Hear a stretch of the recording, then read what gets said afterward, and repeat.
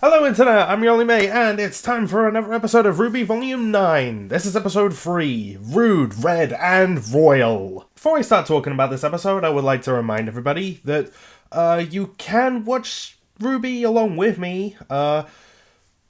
Just watch it on Crunchyroll, and you can also support RWBY officially by watching it on all sorts of websites, like, Crunchyroll.com, roosterteeth.com, there's still stuff on YouTube. I think I remember hearing it being on Hulu at one point. And there have been times where it's on Netflix as well. I don't know if it's still on there, though. It might have gotten taken down, I'm not too sure. And there's stuff like the comic books, the manga, the video games.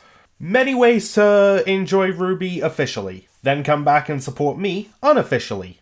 So the episode starts with the girls being escorted to the castle. They don't exactly think this is a good idea, and, well, RWBY just says it works for Alex, so... And I can't help but notice this blue butterfly, looks like it's watching them? I'm sure that means something. It's either the caterpillar that we see in the opening, or... I don't know, Team RWBY are gonna be the next guests in the Velvet Room.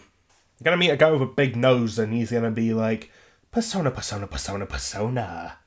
Social link. So once we get to the castle, we are introduced not to the Red King, the Red Prince. One design part of the Red Prince I do want to comment on that I really do enjoy is that every now and then he actually has to adjust his crown because it's too big. And as it turns out, the Red Prince is kind of a pompous, spoiled brat. While the girls ponder how it's the Red Prince, not the Red King, one of the soldiers lets slip that if not for their kind, a little bit racist there, that the king would still be here. Okay, so that raises some questions. Like, did Alex kill the king? Like, is the story not exactly what we think it is? That and a little something that happens later, I'm gonna guess that's what happened. Team RWBY do try to be polite and wish him a happy birthday, and I have to admit, I love just Blake's expressions during this moment. I mean, I love all of theirs, but,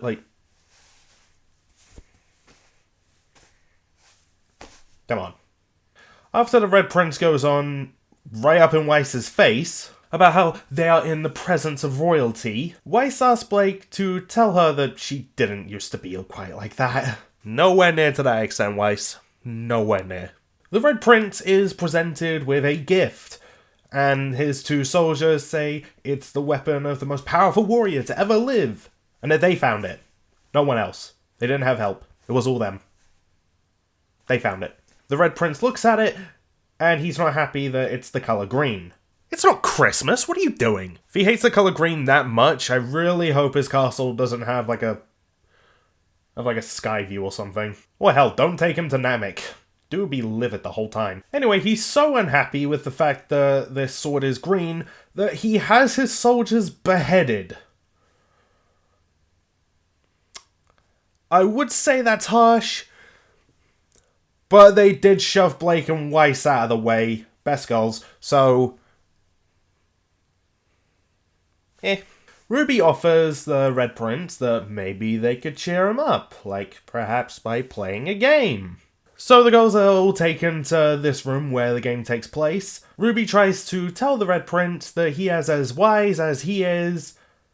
Little whispers into RWBY's ear, and she finishes that up with small. Well, the Red Prince seems to, oddly enough, not be bothered by that. So, whatever works. So the deal is made. If RWBY wins, the Red Prince will help them get to the tree. Unfortunately, RWBY does not know how to play said game. So the rules are explained to her that you're allowed to advance as many pieces as you like, one space at a time, and to take a space, you must eliminate whatever occupies it. And not only are RWBY's pieces all battle damaged, she notes that she's missing 3. And the Red Prince says, "How fitting that you brought friends with you." Snaps his fingers, this thing wraps itself around Weiss, Blake, and Yang. Their reactions to seeing this happen are quite horrifying. I'm Just throwing that out there. The three are shrunk, and they're made pieces in the game, which does freak Ruby out quite a bit. Blake tells her that the most important thing is to win the game. The room goes dark, so I guess you could say, it's time to play whatever this is called. Yeah, the game's never given a name.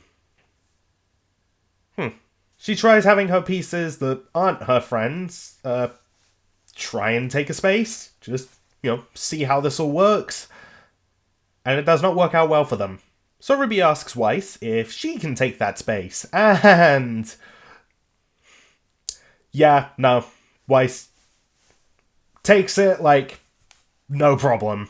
And while this is happening, I love Little, using leaves like cheerleader pom-poms. Seriously, whenever you watch RWBY Volume 9, or, go back and rewatch the episodes, just watch Little, okay? There's so much that they do with Little that, you can easily miss it, and I just want to call attention to it, and just say kudos to the animators for just, adding, so much detail to this volume. It's insane. Really appreciated.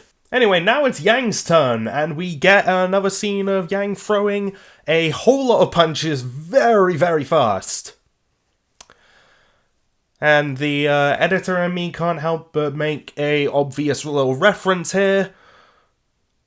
So I went and edited this. Yang, you're up. All over it.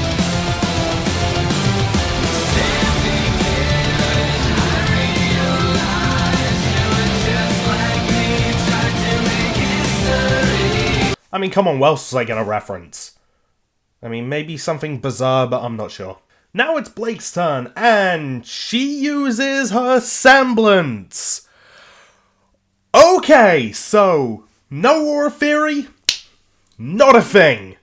The girls have their semblances, they have their auras, that's a thing. And that means semblance evolutions are on the table for this volume. I'll get to that later. And that has me excited for Team RWBY. I want to see their semblances evolve. Blake makes light work of that piece, and she gets cheered on, especially by Yang, which causes her to blush. They're really putting in a B moment every episode, aren't they? I mean, I'm not complaining. It's cute and I love it. So with all the ass that's being kicked, the Red Prince is not taking this well because it's his game, it's his birthday, he should be winning. He asks what exactly the goals are.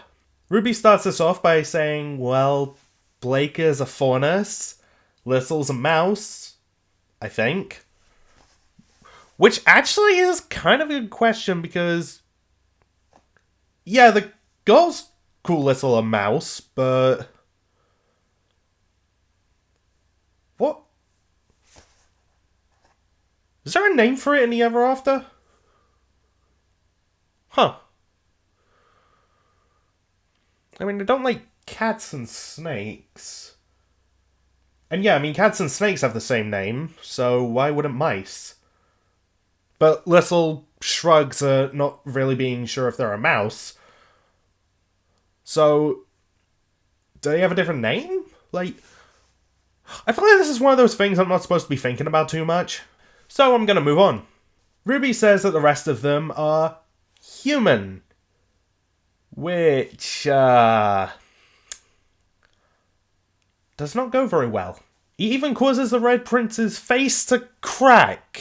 That's a really serious skin condition you got there. Ugh.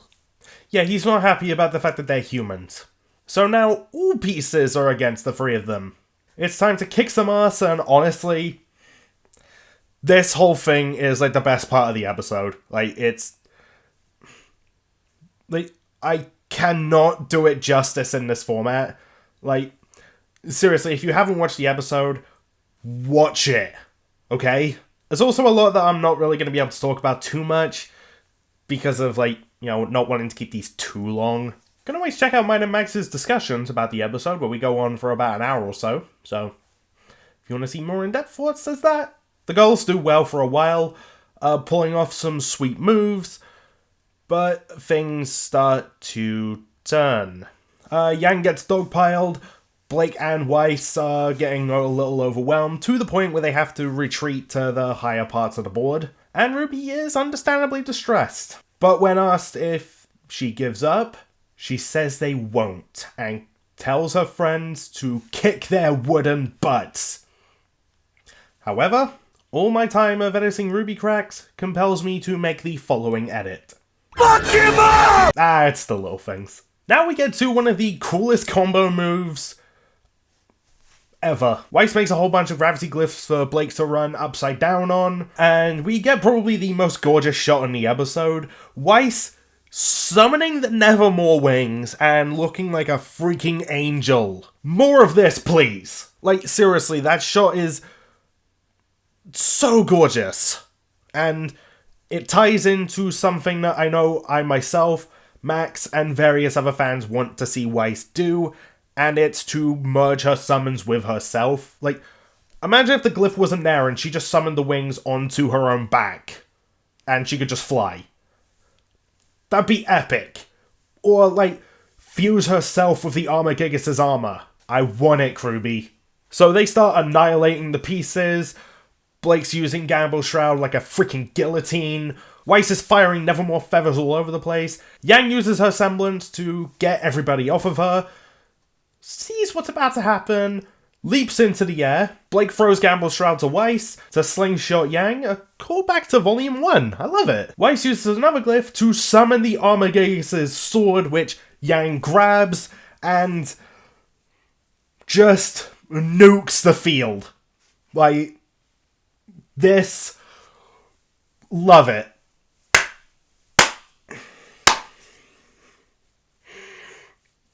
More of this, please. Honestly, just more RWBY in general. I just love this show.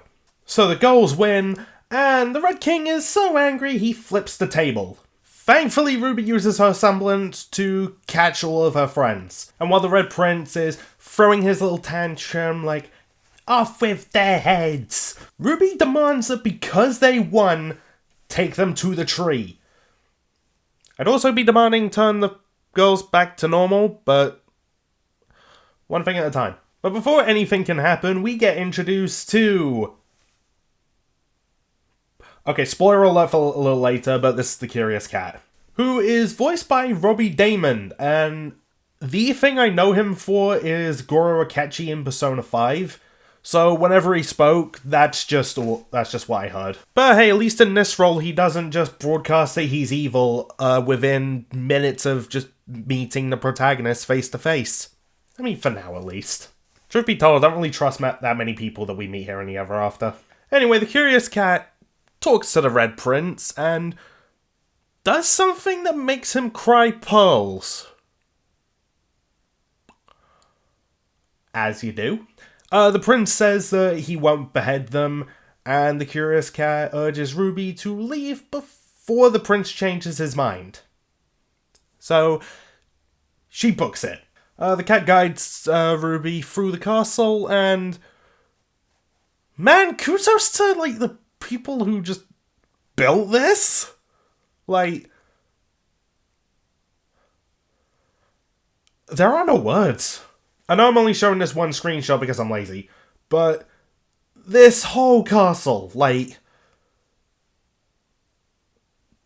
I wouldn't even know where to begin with just, like, mapping that out. Like, jeez. So the Curious Cat gets RWBY to a safe spot, and we get a little info from the Curious Cat saying that, well, times change, and the king is gone. And I mean, time is like us. We all change when it's our time. I'm paraphrasing here. The Curious Cat is also intrigued by them being humans. Later on goes on to say that they're not as interesting as the other humans they've met. Plural. Okay, so we know one of them is Alex. I'm predicting the other one is John? Like it's gotta be, right? Unless there's someone else who ended up in the Ever After that we just don't know about. So, yeah. Questions raised. Appropriately. Anyway, the Curious Cat teleports them out of there, and Weiss has probably the best line in the episode, saying that they're not in the stupid story, they're in its stupid sequel. Just bravo on that line. That's all I gotta say. As Weiss asks, why can't anybody here be normal? Like, what is this cat's deal? Blake puts two and two together that that's not just a cat. That it's the Curious Cat that helped Alex get to the tree. And I just want to point out with how much Blake is smiling, like just throughout this whole thing, she's living every nerd's fantasy, let's be real. Like just ending up inserted into a story that she loves. Like, don't deny it, at some point you've fantasized about it. Blake is living that dream right now. And hopefully another one later in this volume. Yeah. Yang calls Ruby Rubes. Okay, that's the fan thing that I've seen for years, and they put it in the show. Neat. It's one of those harmless things that they can just put in there. But that's neat. That's neat, hearing someone just call Ruby Rubes. She chases after the Curious Cat, and that's the end of the episode. That's it. That's the end. Nothing else to see. Okay, there's one more scene. We cut to this bridge. The Jabberwocker that we saw in episode 1 runs across it and cuts itself on some grass.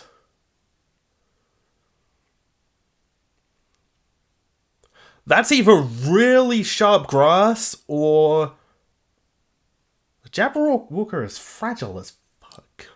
But what has me extra curious is the Jabberwocker is looking around while saying fix.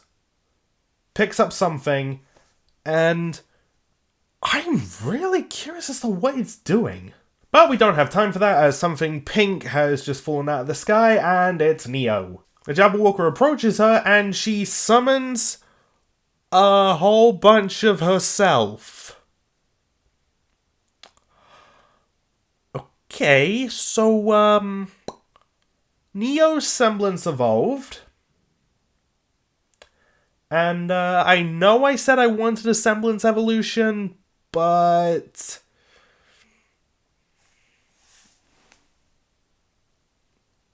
I'm not hitting the gong for this one. Like, yeah, I know it's a semblance evolution, but I want to see one of Team RWBY's semblances evolve. So, yeah, specifically, if one of Team RWBY's semblances evolve, then I'm hitting the gong. So anyway, as the Jabberwocker shouts, stop, and screams, no, no, as all the Neo clones approach it, that's the end of the episode. And, okay, I do like this episode. The fight was great, so that was nice to see. Curious about the Curious Cat, appropriately. Really hope that RWBY gets Weiss, Blake, and Yang back to normal size, like, soon. Because this basically takes them out of combat. And RWBY doesn't have Crescent Rose, so she's not exactly at her best when it comes to a fight. So I'm just thinking, like, RWBY, that should be priority 1. Like, just get your friends back to normal size. Hopefully by the end of the next episode. I'm hoping we don't spend, like, too long with Weiss, Blake, and Yang being pocket size. Now, as for this thing with the Jabberwocker, curious as to what exactly it was trying to do. And, okay, so Neo getting her semblance evolution, and